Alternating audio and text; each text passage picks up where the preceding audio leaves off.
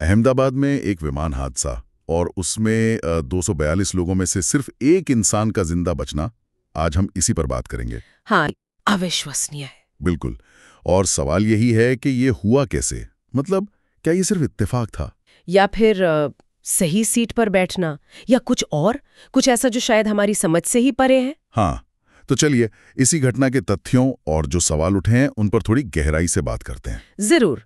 तो ये घटना है 12 जून 2025 की। अहमदाबाद का सरदार वल्लभ भाई पटेल अंतर्राष्ट्रीय हवाई अड्डा जी। और विमान था एयर इंडिया का बोइंग 787, लंदन जा रहा था। सब ठीक था, विमान ने उड़ान भरी।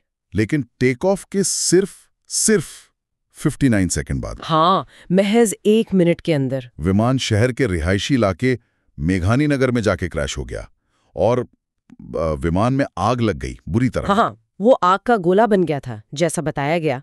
और नतीजा? बहुत ही भयानक। जी। विमान में कुल 242 लोग थे। जी। 230 यात्री और 12 क्रू मेंबर। और उनमें से 241 लोगों की मौत हो गई।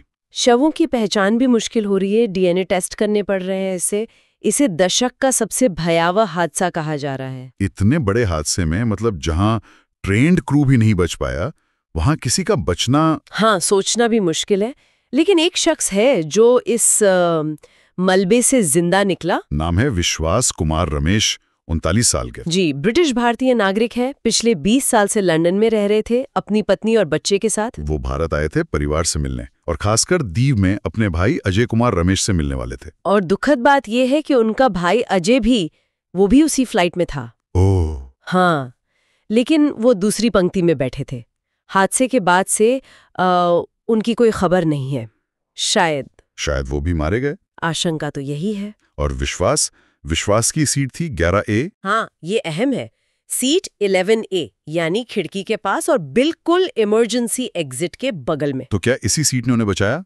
लोग तो इसे उम्मीद की सीट कह रहे हैं। कह तो रहे हैं, पर सवाल वही है कि आखिर वो बचे कैसे जब कोई और नहीं बच पाया।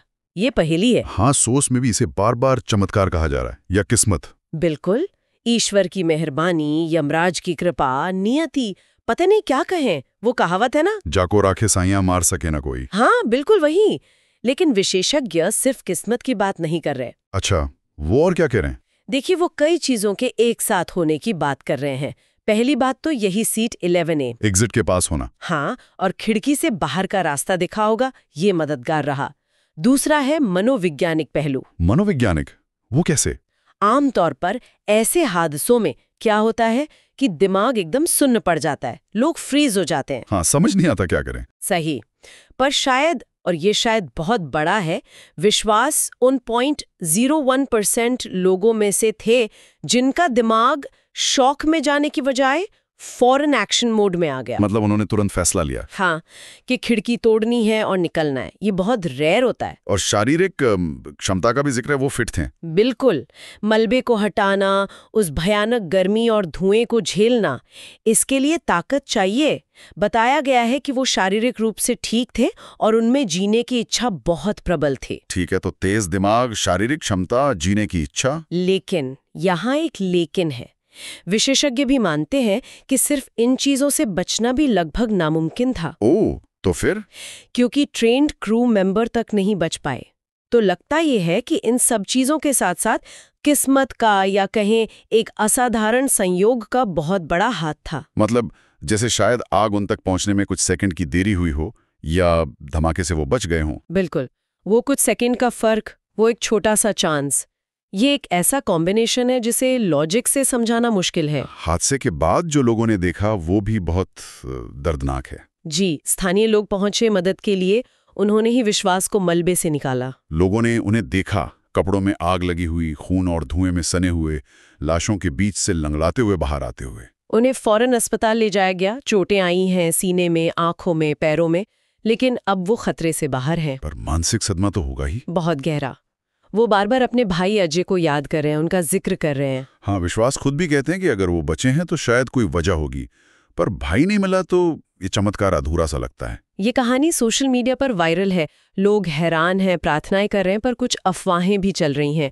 इस हादसे ने पूरे देश को झकझोर दिया है। तो सब कुल मिलाकर देखें तो ये सीट 11A ये सिर्फ एक नंबर नहीं रह गया है। नहीं, बिल्कुल नहीं। ये जिंदगी और मौत के बीच की उस पतली सी डोर का प्रतीक बन गया है जो किसी तरह टिकी रह गई। ये हमें सोचने पर मजबूर करता है कि जीवन और मृत्यु के बीच की वो कौन सी चीज है जिसे हम समझ नहीं पाते। क्या ये सिर्फ सही वक्त, सही जगह, सही फैसला था या वाकई कुछ और, कोई अनदेखी शक्ति? और अंत में एक सवाल जो विश्वास की कहानी हमारे लिए छोड़ जाती है। हाँ, जिसे वो खुद भी महसूस कर रहे हैं कि जब कोई मौत के इतने करीब से लौटता है तो क्या उसकी बची हुई जिंदगी का कोई खास मकसद तय हो जाता है? क्या इस बचने के पीछे कोई गहरा मतलब है, कोई संदेश? ये एक ऐसा सवाल है जिसका जवाब शायद हमें तथ्यों में नहीं बल्कि एहसास में ढूंढना होगा।